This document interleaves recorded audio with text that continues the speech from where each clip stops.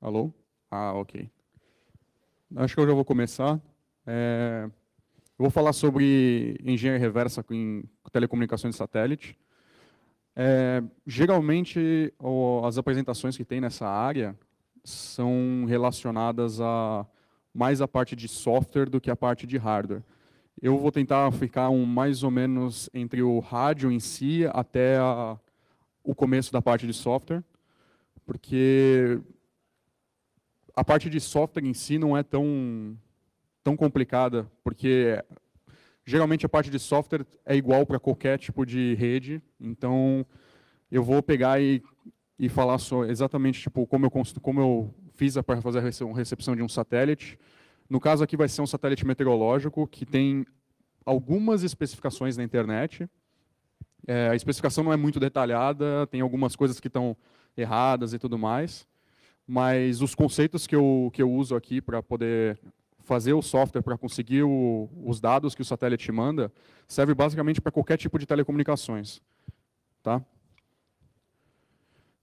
As motivações, a primeira é que todo o processo que eu uso aqui serve para basicamente qualquer tipo de telecomunicações, então se você quiser pegar um Zigbee, por exemplo, e pegar e alterar pegar e receber esse sinal e tentar ver o que está acontecendo e tudo mais, funciona. As telecomunicações, principalmente as espaciais, têm uma certa padronização mundial. Tem um livro chamado Blue Book, que fala justamente tipo, como eles recomendam que as coisas que se comunicam com o espaço se comuniquem, tá? Que é a especificação CCSDS. Não existe tanta coisa no mundo de hacking relacionado a processamento digital de sinais. Existe bem poucas pessoas que mexem com isso. Hoje é relativamente barato de você mexer com isso. Então você tem dongles de SDRs que chegam a custar aqui no Brasil em torno de 50, 60 reais. Então é um dongle realmente barato. Se você pegasse tipo 6 anos, 7 anos atrás, você não ia gastar menos do que 5 mil reais para conseguir um rádio. E imagens de satélite meteorológico são imagens do nosso planeta, né? Então as imagens geralmente dizem por si só. Então eu vou começar como funciona um SDR. Tá? Então, isso daqui é basicamente um diagrama de blocos básico de como funciona a parte do rádio. Então, você tem ali do lado esquerdo a antena que recebe o sinal. Você tem um filtro passa-banda. Tá?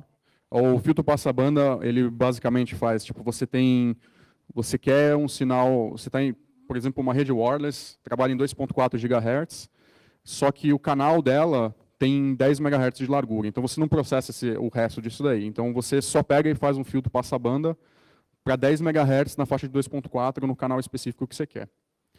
Aí você tem um mixer, tá? Aqui eu tenho 2 mixers. Esse diagrama pode mudar um pouco de acordo com o rádio, mas o funcionamento básico é o mesmo, porque você pode colocar o mixer antes do filtro passa-banda e depois fazer as operações, ou você pode fazer as operações com o mixer direto.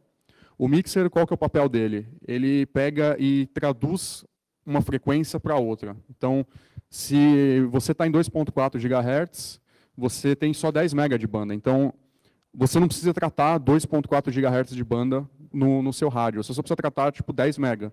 Então, o que ele faz? O mixer faz o papel de pegar esse sinal que está em 2.4 GHz e trazer para 10 MHz. Ou algo próximo disso. Existe a parte da tradução para um sinal em quadratura.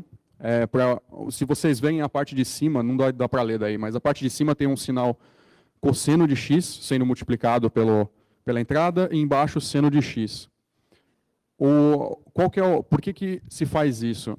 Porque se você tem uma determinada medida de um sinal, você nunca sabe se aquela frequência que está ali ela é positiva ou negativa. Ou seja, você não sabe se a onda está indo para frente ou para trás.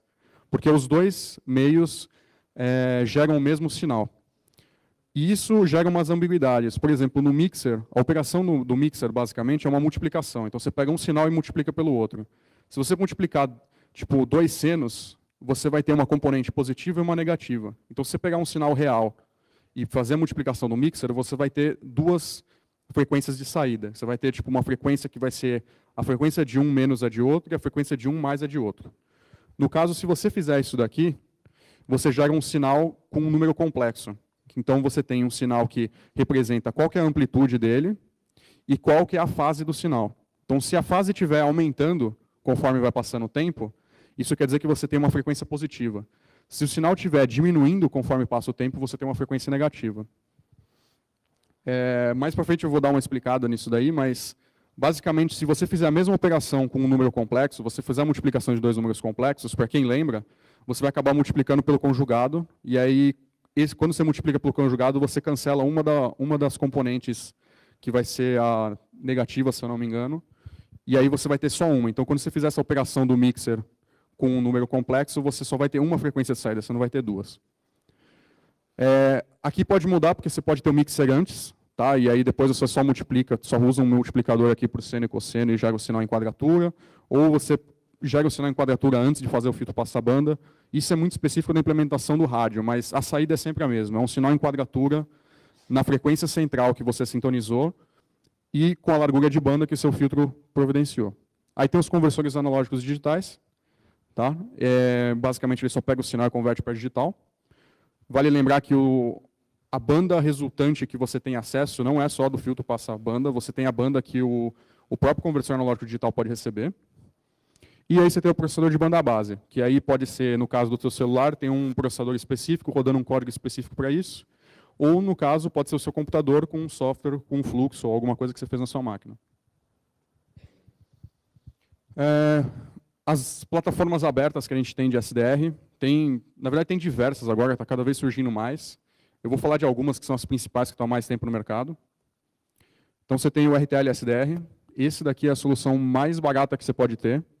Então ele funciona de 24 MHz até 1.7 GHz. O ADC dele tem 8 bits, tá? Isso é relativamente normal, é uma resolução boa até para um ADC barato. E ele faz 3.2 megasamples por segundo em quadratura. O que esses 3.2 significa? 3.2 megasamples quer dizer que ele consegue 3.2 milhões de amostras daquele sinal por segundo. Como você tem um sinal em quadratura, na verdade você está com 6.4. Você está sempre com o dobro disso, porque você tem um sinal sendo pego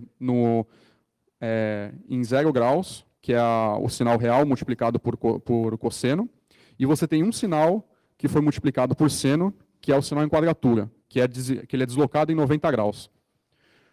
Então, quando você tem 3.2, na verdade você está recebendo o dobro disso. Tá? Então, para quem lembra do teorema de Nyquist, que diz que a banda útil é sempre a metade do sample rate que você tem, aqui no caso a banda útil é todo o sample rate, porque na verdade isso daqui você está já pegando duas vezes. Está implícito que você está pegando duas vezes. Então, você tem 3.2 MHz de banda útil nesse SDR. O que, para a maior parte dos projetos que tem de engenharia reversa, é suficiente, porque a maior parte dos sinais estão muito mais baixos que isso. Inclusive o do satélite que eu estou pegando. Aí você tem o HackerRef, que esse daqui talvez seja mais conhecido, porque ele já está... Ele é uma plataforma totalmente aberta, tem o código-fonte de tudo, tem os Gerber Files, se você quiser construir um. Ele é um transceiver, tá? Apesar de ele ser half duplex, ou seja, ou você transmite ou você recebe, ele consegue transmitir e receber numa banda extremamente larga, se você quiser. Então você consegue sintonizar ele de qualquer coisa, até de 1 MHz até 6 GHz, e tem até algumas firmwares que estão hackeadas que conseguem trabalhar até abaixo de 1 MHz. Então você consegue, inclusive, hackear a RFID com ele. Ele tem um ADC de 8 bits e um DAC de 10 bits, ou seja, ele consegue receber com uma resolução de 8 bits e transmitir com uma de 10. Ele faz 20 megasamples, ou seja, você tem 20 MHz de banda. Isso é mais ou menos a largura intermediária do canal Wi-Fi em 2.4 GHz. E ele é totalmente open hardware, então qualquer coisa que você quiser saber, você tem o código dos acessos das firmwares, você tem todos os códigos, você tem todos os desenhos, e ele tem um monte de GPIO também, se você quiser colocar coisa a mais. Tem o AirSpy, esse é mais novo. Tá? Ele usa o mesmo sintonizador do RTL SDR, só que ele usa um ARM muito melhor do que o que tem no RTL SDR. Ele tem uma firmware open source. Tá? Ele não é exatamente open hardware. Ele tem você pode ver ali no lado esquerdo do R2, ele tem bastante GPIO. Tá? A firmware dele é open source, então você consegue manipular, essas especificações existem, mas você não tem o desenho da placa. Ele tem um DAC, um ADC de 12 bits, ou seja, a resolução dele é muito maior do que a dos outros que tem. Ele faz 10 megasamples. Isso daqui é com a firmware original, porque o ARM, na verdade, dele faz até 90. Então, 90 puro. Então, se você conseguir fazer 45 megasamples em quadratura com ele. Tem algumas firmwares hackeadas na internet que fazem isso. Essa daqui é a oficial. E ele tem uma quantidade de filtros muito maior, então o sinal fica muito mais limpo com ele. Só que ele é substancialmente mais caro do que o RTL SDR, por exemplo. Esse aqui está na faixa de $200. Entendeu? Aquele ali está acho que 299, esse daqui está $200. Então eles são mais caros, é quase o preço do HackRF. Mas se você só está recebendo, ele é melhor do que o HackRF por causa da resolução do ADC dele. Então eu vou mostrar a minha primeira recepção de satélite. É uma recepção bem simples de receber, tá? Que é o protocolo APT. Isso daqui, na verdade, é um sinal analógico. Ele é modulado em FM. Na verdade, você pega os bits que representam a tonalidade da cor, aí você modula ele em AM numa portadora de 2.2 kHz, aí você pega esse sinal, modula em FM para uma portadora maior, que geralmente está em 137 MHz. Isso daqui é relativamente simples de receber. Dá para montar antena em casa, uma antena relativamente pequena. Eles são satélites de órbita baixa, então o sinal é bem forte que você recebe. E você tem uma imagem de 2 canais. Isso daqui é uma imagem pós-processada do satélite. Tá? Só que isso daqui não foi exatamente um desafio, porque tem muito, mas muito tutorial na internet, muita gente que consegue pegar. Você não precisa ter praticamente nenhum conhecimento, porque todos os softwares que existem já funcionam. Tem um monte de software pronto para Windows, tipo, você pega o SDR Sharp, que comunica com o rádio, você sintoniza lá em FM na frequência certa. Aí tem um outro programa chamado WX2Image, que você deixa ele aberto, escutando na sua placa de som, ele já pega o sinal e já começa a montar na tela. Eu fiz um decodificador, tem no meu GitHub, eu fiz mais por curiosidade, mas isso daqui não é interessante, porque é a primeira recepção de satélite que eu fiz, mas não é algo tão complexo assim. E não representa tanta coisa, porque isso daqui é quase com um protocolo específico disso, que mais nada praticamente usa isso. Eu comecei a minha caçada por satélites maiores. Eu escolhi o GOES. Tem 3 satélites GOES em órbita. Eles são geoestacionários, então a posição relativa deles com a Terra é sempre a mesma, então eles estão sempre apontando para o mesmo lugar. O motivo de eu ter escolhido isso é que é mais fácil de posicionar uma antena, então você simplesmente aponta a antena e esquece ela lá. O GOES 13, que é o que eu estou pegando, está mais ou menos em cima da Amazônia Legal. Ela deve estar na fronteira entre a Amazônia Brasileira e a Amazônia Legal. Então, você consegue pegar uma boa parte da América do Sul e uma parte da América do Norte. Ele transmite o frame inteiro da Terra, então você consegue ver a circunferência inteira que o satélite vê. E é uma modulação digital, apesar dos satélites serem relativamente antigos. Eu acho que o mais recente lançou acho que em 2008, 2009, eu não tenho certeza.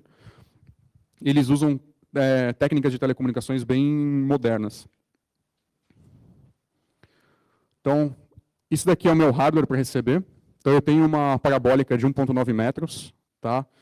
Aqui no Brasil ainda é relativamente fácil comprar essas parabólicas que eles chamam de prime focus, que é basicamente quando você tem o ponto focal dela exatamente no centro dela. A mais comum que você vê na rua hoje é a offset dish, que é quando você não tem o ponto focal exatamente no centro dela, você tem o ponto focal deslocado para um lado. Então, se você pegar essas antenas da Vivo, da Claro, da Sky e tudo mais, essas todas são antenas de offset. A diferença básica é o seguinte, se vocês verem nessa foto aqui, vocês podem ver que o meu receptor está exatamente no meio da onde o sinal está recebendo. No caso dessas outras parabólicas, o sinal vem na diagonal, porque ela é um pedaço da parabólica. Ela é como se fosse, tipo, se você considerar do centro até um lado. Ela não é uma parabólica tipo, completa, simétrica.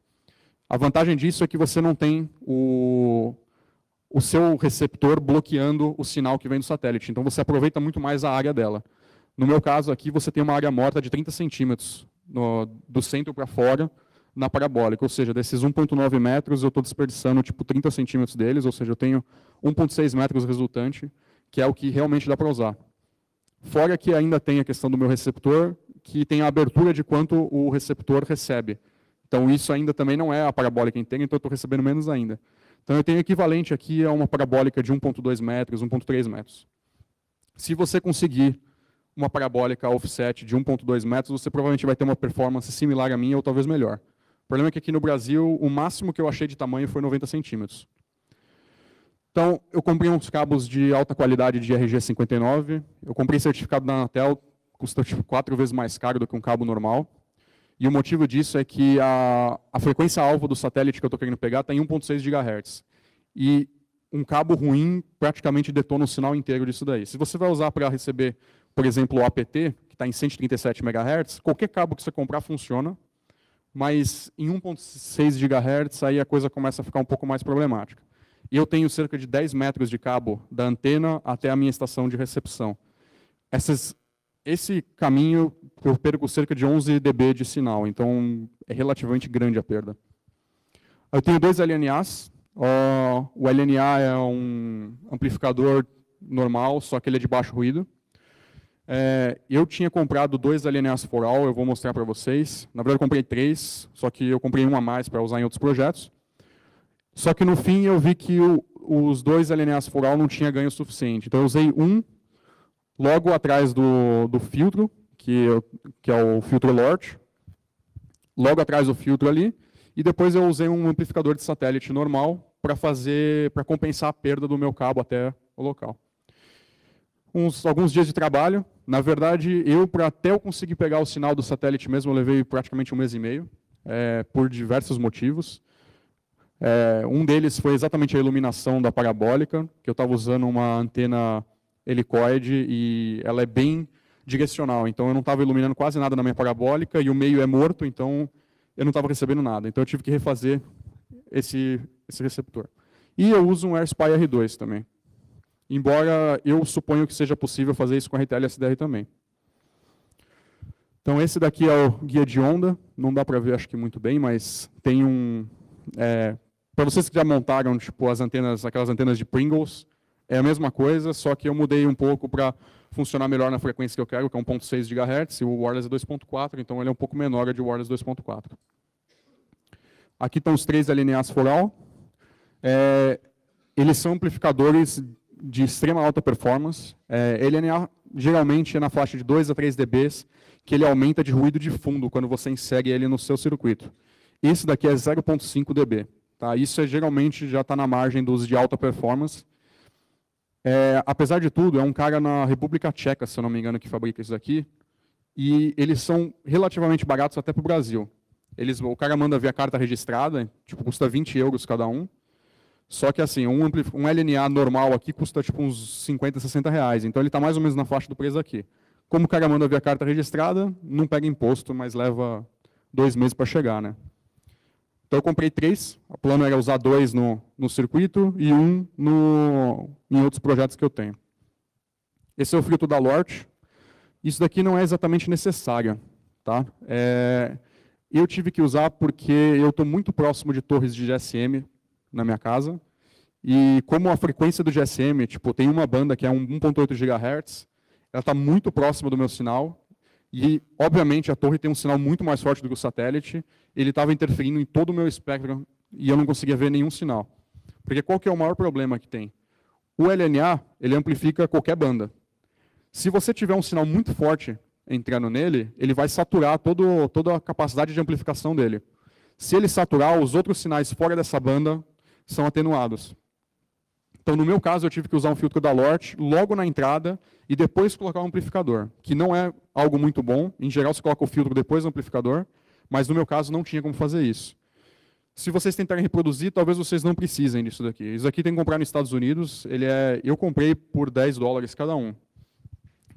Só que geralmente você precisa pagar um frete de $30, então eu até comprei 2, porque eu falei, vai que eu preciso, então eu comprei 2. Mas, a princípio, não é necessária. Tá? Você pode, inclusive, fazer o seu filtro. Tem várias calculadoras de filtro passa-banda na internet, que também funciona perfeitamente. Aqui é a caixinha de alumínio, com um LNA foral e o filtro. Tá? Isso é muito importante, em 1.6 GHz, é usar caixas de alumínio para deixar tudo bem fechado. E aqui é a caixinha de alumínio atrás do feed, eu colei ele, cola quente mesmo. E vamos à recepção mesmo, né? Então, isso daqui é o GQRX, é um dos softwares de Linux que tem para você ver saídas de rádio. Então, apesar de estar meio ruim de ver, você pode ver aqui pela waterfall embaixo, no analisador de espectro ali não dá para ver muito bem, mas embaixo, esse sinal bem no meio é o L-Hit, que é o sinal que eu quero pegar, que é Low Rate Information Transfer. Aí você tem um sinal mais fino aqui, mais ou menos aqui do meio aqui. Esse sinal aqui é o N-Win. Do lado direito você tem aquele monte de sinais, que talvez aí dê para ver como uma coisa só, mas na verdade tem uns 100 canais de sinais ali, que é basicamente uma banda que o satélite GOES pega em UHF de 400 MHz e simplesmente repete na banda L, que é em 1.6 GHz. Essa frequência é exatamente as frequências de transponders. Então, todos os transponders que estão na visibilidade do satélite, ele redireciona para cá. Ele tem uma antena de alto ganho para pegar esse sinal e repetir. Então, seja transponder de avião, transponder de navio, transponder pessoal, ele pega tudo e redireciona. Então, basicamente, qualquer pessoa no mundo que consegue ver esse satélite aqui, consegue pegar todos os transponders que estão na região que o satélite vê. Aqui é o sinal dado um zoom, o sinal do GOES 13 que eu, na verdade, queria. Esse sinal aqui transmite praticamente todas as informações do satélite, inclusive as dos outros dois canais. Ele é um sinal um pouco mais de banda larga, eles têm 600 kHz de banda. Tem outros sinais de maior banda larga no satélite, só que a minha antena parabólica não é exatamente muito forte para pegar esses sinais. Porque quanto maior a banda do sinal que ele transmite, maior a divisão de energia que ele dá nisso daí, então a potência de transmissão, a potência de recepção é menor. Isso é o que eu achei de especificação. GOES 11, 12, 13 e 14. 11 e 12, na verdade, não existe mais. Que é o GOES West e East. Agora, na verdade, o GOES West e East é o 13 e o 15. O 15 nem está na lista aí.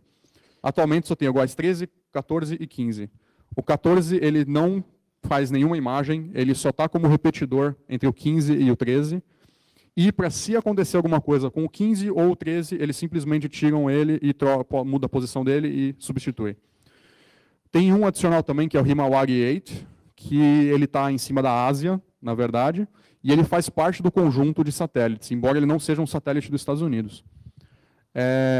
Uma coisa interessante é que tanto o 15 quanto o 13 eles tiram imagens da Terra e eles mandam essa imagem de um satélite para o outro, ou seja, se eu aqui com o 13, eu consigo pegar tanto a imagem do Himawari 8, quanto do GOES 15, quanto do GOES 13. Ele recebe tudo naquele mesmo sinal, eles transmitem um para o outro.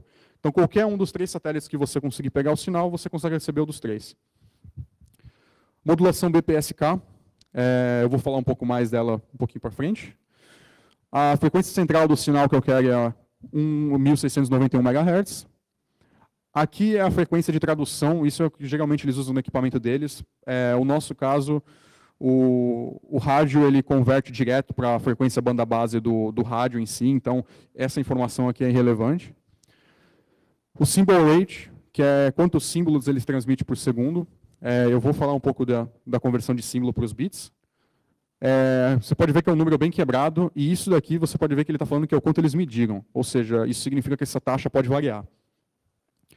Aí você tem o pulse shape, que na verdade, é um tipo de filtro que você faz tanto no transmissor quanto no receptor para otimizar a recepção desses símbolos. Então, é um filtro específico para os símbolos. Aí tem um parâmetro alfa ali, que é usado na hora que você vai computar o valor do filtro. Você tem o Forward Error Correction, que é o chamado de FEC, né? que ele faz a correção do erro quando vem para frente, quando vem do satélite. É a primeira etapa de correção de erro. Aí você tem um Synchronization Header, que é um int32 que identifica qual é o começo do frame de dados, então você sabe quando que os dados começam. Você tem um polinômio randomizador. O polinômio randomizador serve para não causar um efeito chamado polarização de linha. Isso é mais fácil de explicar com cabos. Se você transmite várias vezes um sinal que é igual, então você está transmitindo sempre, tipo, seu sinal é tudo 1. Então, o que acontece? Se você pegar a média de tensão no período de transmissão, ela vai ser diferente de 0. Tanto o ar quanto o cabo, ele age como um capacitor também. Então, você está mais ou menos carregando esse capacitor com uma tensão.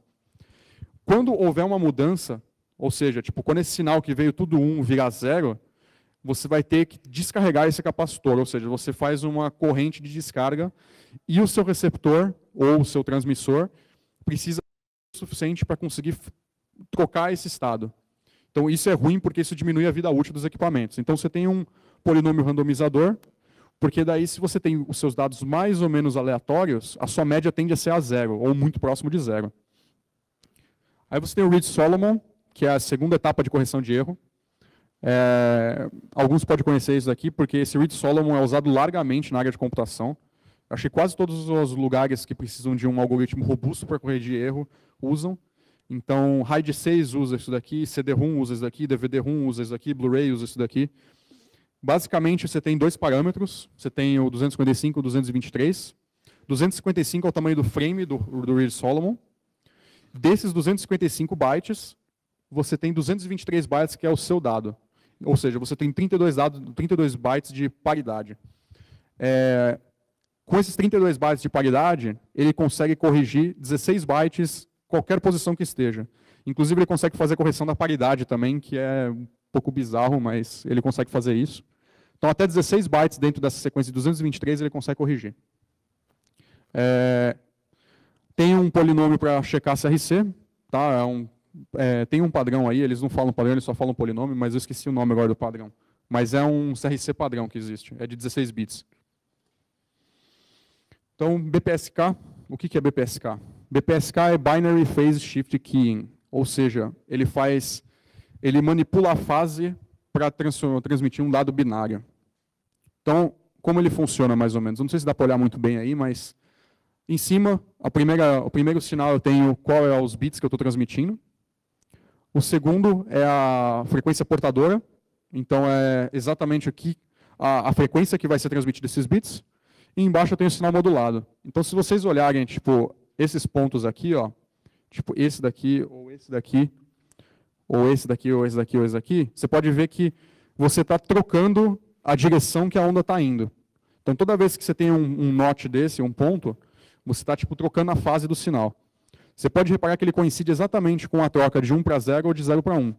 Então, o que você tem? Você tem uma onda que pode estar defasada em 0 graus, ou seja, só portadora, ou você pode defasar a sua portadora em 180 graus, ou seja, inverter o sinal dela.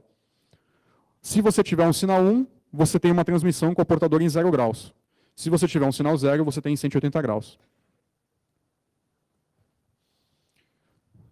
Isso geralmente é representado por um diagrama de constelação. Então, a de cima ali é um diagrama de BPSK, ou seja, você tem um sinal em 0 graus e um sinal em 180 graus.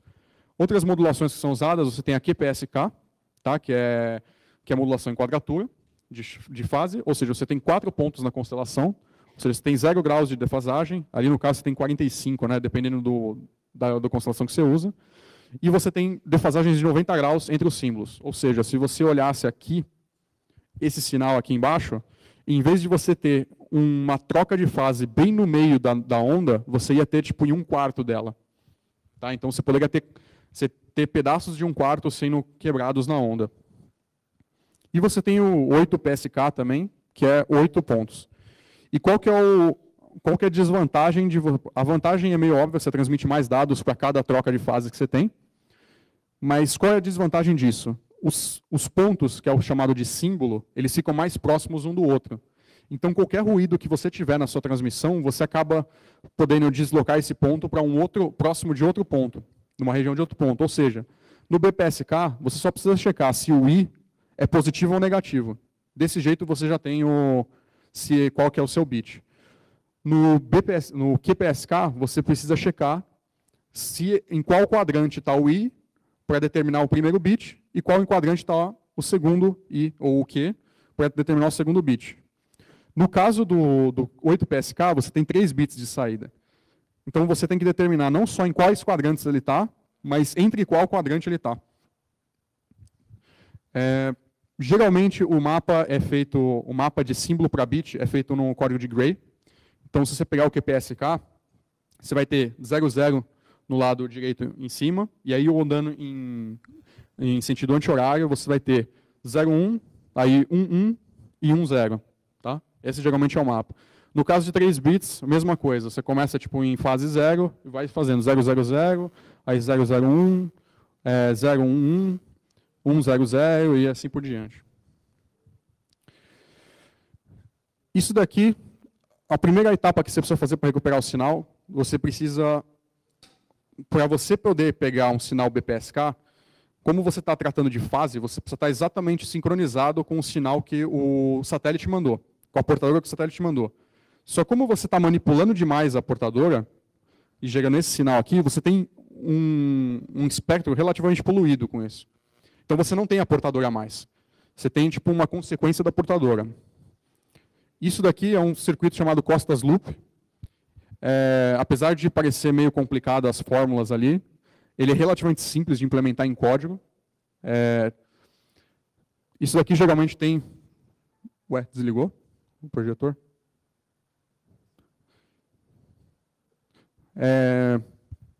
Ué, por que desligou o projetor? Tá ligado? Ele está falando que não é aqui. Que estranho.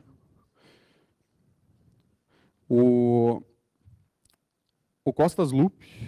Ué, não voltou? Ah, beleza.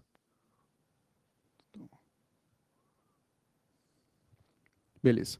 O Costas Loop, ele faz recuperação de tanto da portadora quanto o da fase. Na verdade, a saída do Costas Loop, o que ele faz? Ele faz a tradução da frequência também.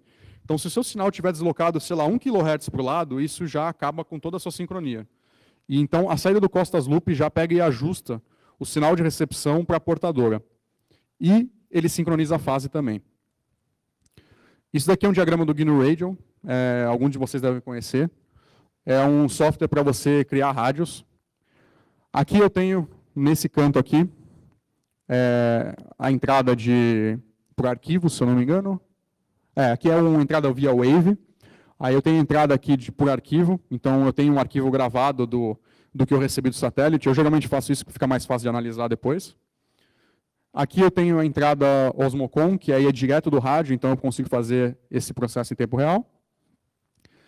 Aí a primeira etapa que eu tenho aqui, um ganho automático, um controle de ganho automático, que o seu sinal pode ter, sei lá, 5 ou 6 dB de relação sinal-ruído, mas ele pode estar em qualquer potência. Então você pode receber isso em menos 180 dB ou você pode receber isso em 30.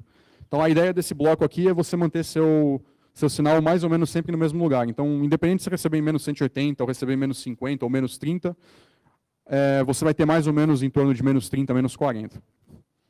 Aí você tem o Root Raised Cosine Filter, que é exatamente aquilo que eu falei, que é o filtro RRC.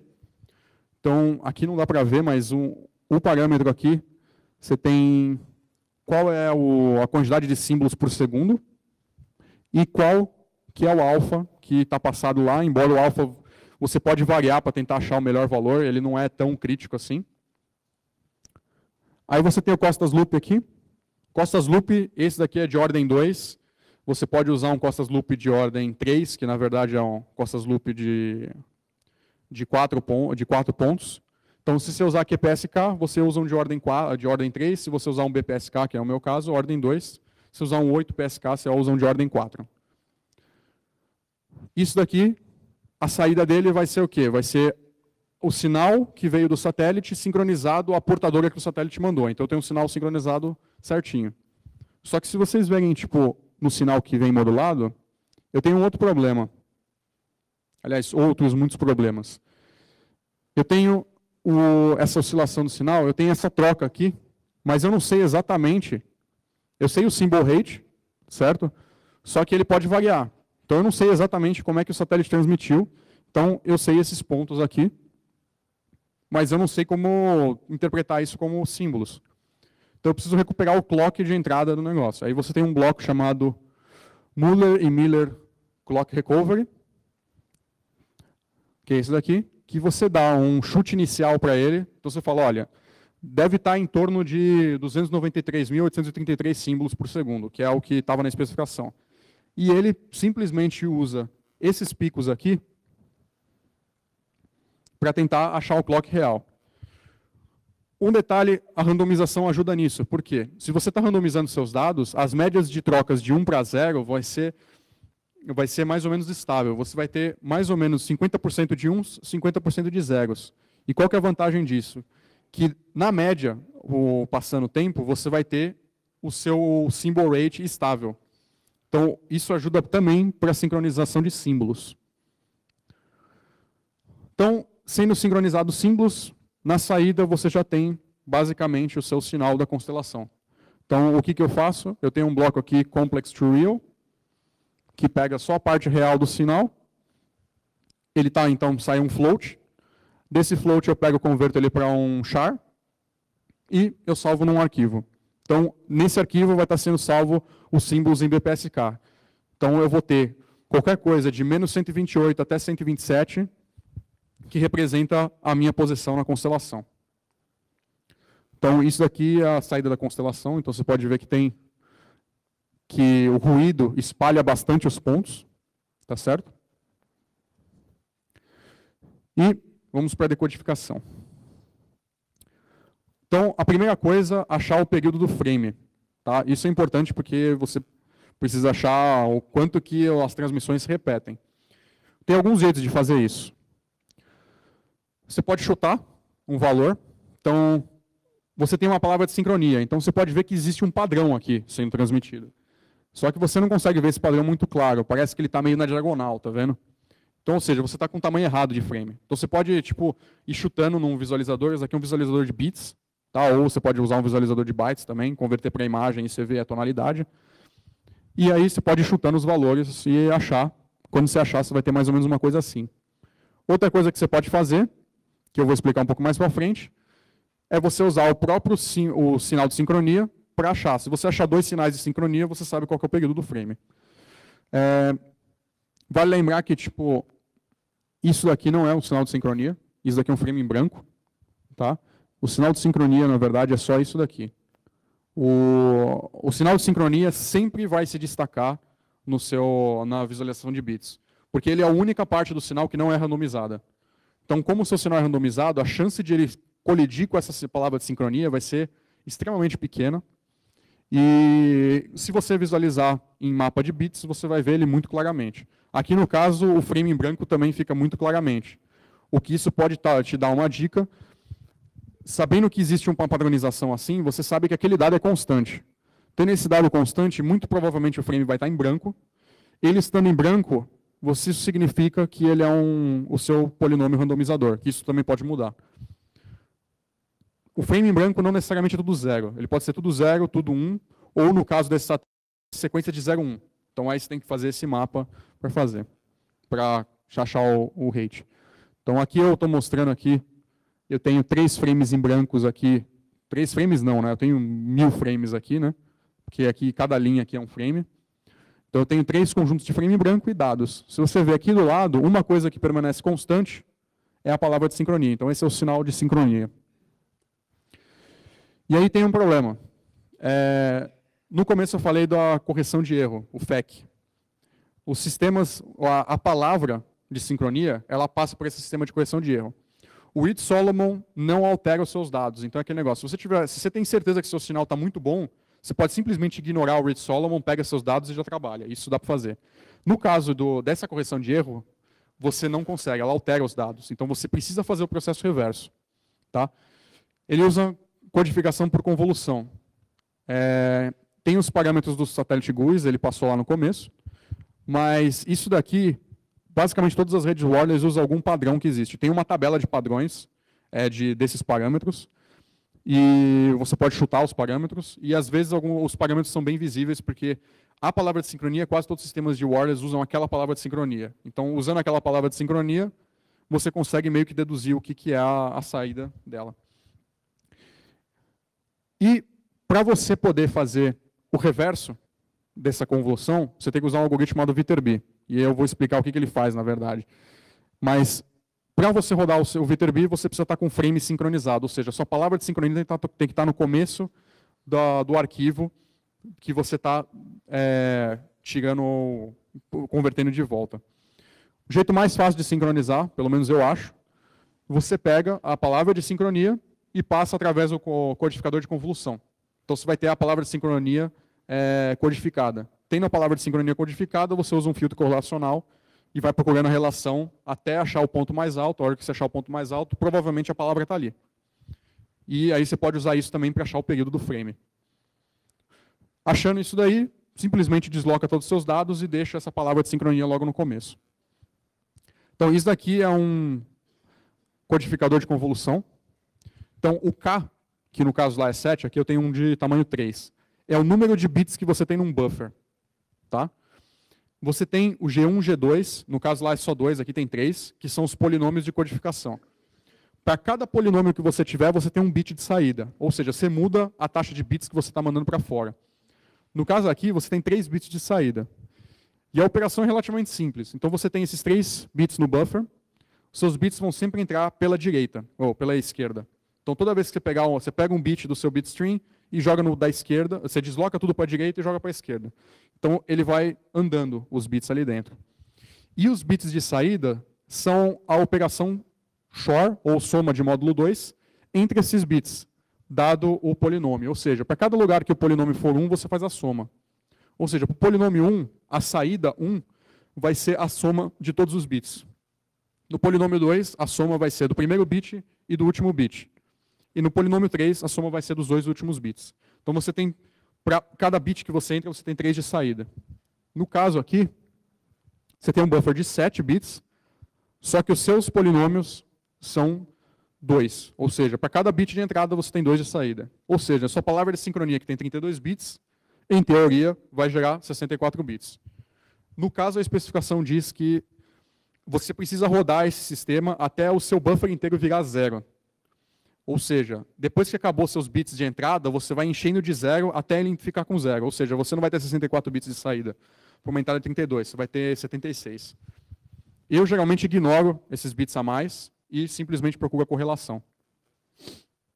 Então, esse sistema ele gera um diagrama de trellis. O que o diagrama de trellis é? Para cada 2 bits que você tem duas possibilidades de ter uma mudança para o próximo bit. Ou seja, você tem basicamente, usando tipo, o mapeamento de Gray, você só pode alterar um bit para a próxima etapa. Ou seja, de 4 possibilidades que você tem, você só pode ir para 2 delas. Ou seja, você tem 50% de chance de acertar. E qual que é a questão disso? É que o gerador de convolução aqui, ele gera paridade, ele não gera dados. Ou seja, a transmissão é feita só sobre os dados de paridade. Você não transmite nenhum dado diretamente. Com o diagrama de trellis, o que você consegue fazer? Você consegue mapear, para cada alteração, você vê, o bit virou de 0 para 1, aliás, ele permaneceu o mesmo, é 1. Se um bit mudou, ele é 0. Qual que é a vantagem disso? A vantagem é que se você tem um bit stream, em algum momento teve um pico de ruído, alguma coisa do tipo, e seu bit veio errado, você consegue corrigir, porque ele tem um caminho provável. Ou seja, pode ser que esse bit tem 50% de chance de quebrar o seu caminho no diagrama de trellis. E dali para frente, ele vai continuar no certo padrão. Então você consegue achar qual o caminho mais provável, qual o lugar mais provável que aquele bit estava. Aqui tem um código que eu uso para fazer a codificação em convolução, usando uma biblioteca chamada libfec, que ela tem essa função parity, que basicamente faz a soma de todos os bits. E aí eu converto para um byte array, que pode ter valores 0 ou 255, ou seja, é valor 0 binário ou valor 1 binário. Tá? Então, a primeira parte aqui faz a leitura dos bytes de entrada, e você vê a parte de baixo aqui faz exatamente aquilo que eu falei, que é completar o buffer com zeros. Esse código específico é para K igual a 7, que é o que eu uso no satélite, e quase todos os satélites usam. Quando você sincroniza usando a correlação, você tem algo mais ou menos assim. Se vocês verem aqui, isso daqui é um frame em branco, alguns frames em branco, tá vendo? Esse é exatamente o seu padrão do randomizador. Você pode ver que a palavra ainda está extremamente nítida, Só que você vê que tem mais do que 64 bits aqui que está extremamente nítido. Ou seja, o que você pode assumir aqui? Você pode assumir que esse dado que permanece praticamente igual aqui é alguma identificação do sinal que você está mandando. Ou seja, nesse caso aqui é a identificação do satélite. Então, ao redor de todos os frames, esse valor vai ser o mesmo. Então, você sabe que aqueles bits ali provavelmente vai ser uma variável no seu frame. Aqui, que não dá para ver, tem um padrão que parece um contador. Então, você consegue deduzir que aqueles bits ali representam um contador, que pode ser número do pacote, número do canal ou qualquer coisa do tipo. Depois que você sincronizou, você tem que rodar. Aqui tem o algoritmo que eu uso para sincronizar. Aqui tem um outro problema que surge, que é o seguinte. Se você pegar, quando você passa pelo Costas Loop, que você pega a fase e a portadora, você tem um problema de ambiguidade. O Costas Loop consegue sincronizar a fase em qualquer um dos pontos da constelação. Ou seja, você consegue, no caso do PPSK, sincronizar seu sinal tanto em 0 graus quanto em 180. E o que isso causa? Se você sincronizar em 180, seus bits vão estar invertidos. No caso do BPSK é fácil de corrigir, porque como é 0 ou 180 graus, você só inverte os bits, você tem o negócio. Mas no caso do QPSK, não é exatamente uma inversão de bits. Você tem que fazer um mapa de a cada 2 bits, você tem um mapa de correlação. Então, o que você precisa fazer? Você precisa compensar isso. Então, na minha busca por correlação, eu faço a busca por todas as palavras possíveis. Ou seja, no caso do BPSK, eu tenho 2 palavras possíveis. Ou seja, eu tenho a palavra codificada por convolução e eu tenho o inverso dela. No caso do QPSK, você tem 4. Eu tenho um código também que faz com o QPSK. E aí eu tenho aqui, não dá para ler muito bem também, mas aí tem uma função aqui, hard correlate, e vocês podem ver que eu comparo um byte. Agora, o que drogas é um hard correlate? Tipo, por que hard correlate, não tipo só correlate? Você tem 2 negócios que se chamam soft bits e hard bits. Então, você pode pegar a sua constelação e simplesmente falar, aqui no BPSK, tudo que é positivo no número real é valor 1, tudo que é negativo é valor 0. Qual que é o problema disso? Quando você adiciona o ruído, se vocês verem, esses pontos azuis são exatamente a constelação que eu peguei. Vocês podem reparar que tem pontos muito próximos do eixo central. O que acontece? Esse ponto, na verdade, tem uma certa ambiguidade. Por quê? Pode ser que esse ponto, na verdade, estava originalmente do lado esquerdo do quadrante. E um ruído fez ele saltar para o lado direito, ou seja, você vai mapear um bit errado. Tá? O que acontece? Você pode fazer um mapeamento baseado na distância dele para a origem, que é basicamente a saída de bytes lá do negócio do GNU Radio, dá exatamente isso, que é a intensidade do valor no número real, que é a distância para o centro. Ou seja, o centro é 0, para o lado direito você vai subindo até 127, e para o lado esquerdo você vai diminuindo até 128, menos 128. Qual que é a vantagem disso? O Viterbi é um algoritmo probabilístico, ou seja, ele usa o diagrama de Trellis como se fosse uma probabilidade. Se o ponto está muito próximo do centro, o algoritmo de Viterbi sabe que aquele ponto pode estar, na verdade, no outro quadrante. Ou seja, se esse ponto estiver muito próximo de um dos lados, ele sabe, não, eu tenho certeza, esse ponto aqui tem 95% de chance de ser realmente esse bit. Então, eu vou assumir isso daqui. Se os outros bits mais próximos no diagrama de Trellis dizer que é o contrário, só que eles estão com um peso menor, ele vai dar preferência para esse bit e tentar corrigir os outros.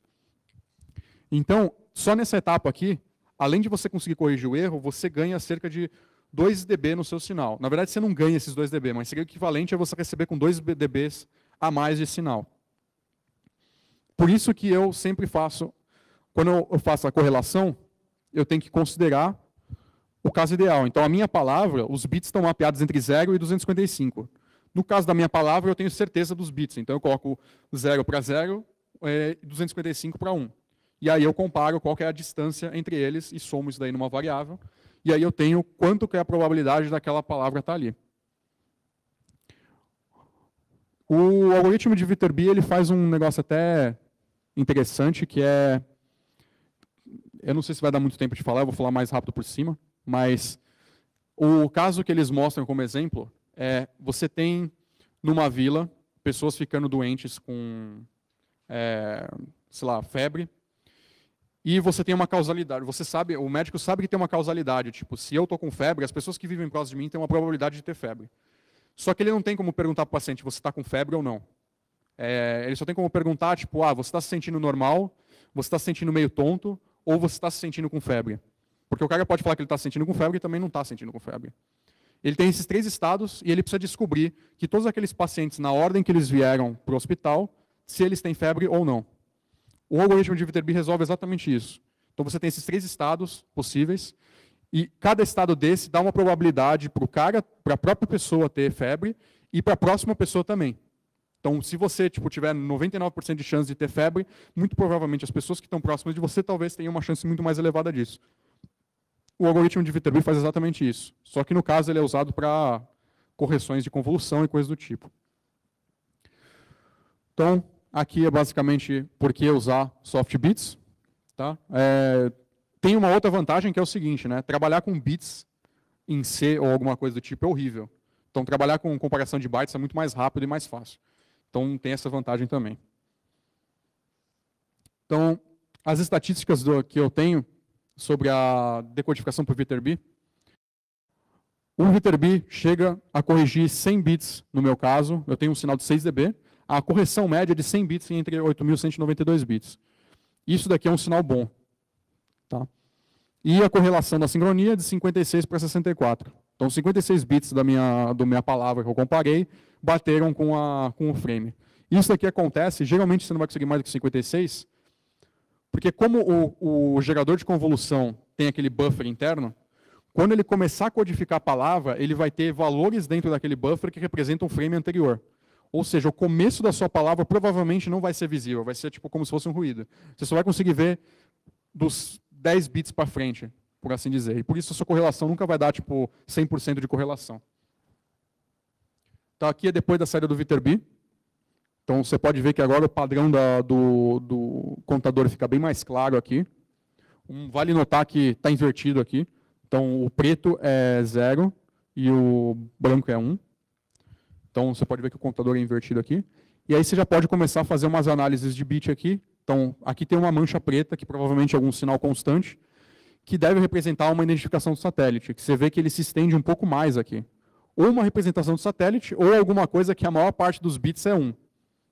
Tá? No caso aqui, essa parte aqui representa tanto o ID do satélite quanto o ID do canal que está transmitindo. Como está invertido, na verdade esse preto é 0. Então você tem em torno de 11 bits a identificação do canal, só que o canal geralmente não sobe a mais do que... O número do canal geralmente não é mais do que 63. Então você tem a parte da direita com a modificação que você pode ver que é periódica, ou seja, ele está mandando os mesmos canais várias vezes. E do lado esquerdo você tem tudo 0, que na verdade o número de canais é menor do que a totalidade dos bits. Aí você tem a randomização dos dados. Tá? É um gerador pseudo-randômico padrão também. Você tem aqui um diagrama recomendado de como você gerar os bits. E esse é o polinômio de gerar os bits. Então, os motivos evitar a colisão de palavra. Então, pode ser que seu dado contenha igual um valor da palavra de sincronia. Isso daí ia ferrar toda a sua sincronia lá na sincronização de correlação. Então, então, se você randomiza os dados e deixa só a palavra de sincronia, a chance é extremamente baixa de você ter naqueles dados randomizados a sua palavra de sincronia. Você tem, segunda razão, é o que eu falei, que é a polarização de linha, tá? Que você gera desbalanço de cargas dentro da linha. E aí você tem a sequência pseudo-randômica. Eu prefiro simplesmente gerar todos os bits, fazer um mapa na memória e deixar ele fazer o shor direto. Então, todo algoritmo pseudo-randômico, ele é pseudo-randômico porque ele tem um período. Então, depois de certas iterações que você dá, ele volta para o valor inicial. Nesse caso, é 255 bytes. Ou seja, a cada 255 bytes, ele volta para o valor inicial. Ou seja, eu preciso de um mapa só de 255 bytes, que são esses daqui. Então, os bits daquele saída lá estão mapeados em bytes.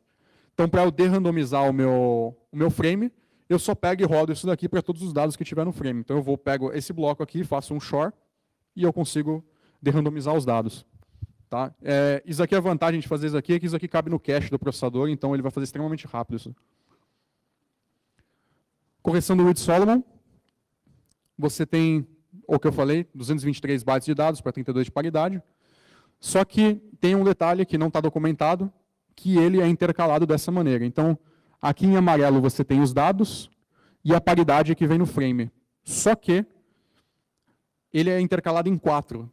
Eu achei que era intercalado em 4, o quê? Tinha cada 4 frames de dados e depois 4 frames de paridade. E não é, na verdade. É intercalado de 4 em 4 bytes, ou seja, o primeiro byte do byte stream é o primeiro byte do primeiro frame de RS.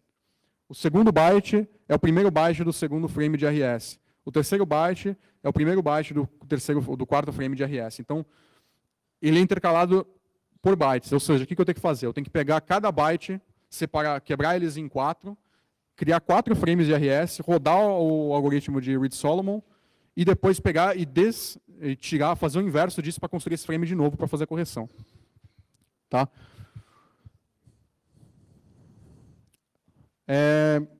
A correção de erro, eu não coloquei estatística aqui, mas com 100 bits sendo corrigido no Viterbi, eu praticamente não tenho correção de erro por Reed-Solomon.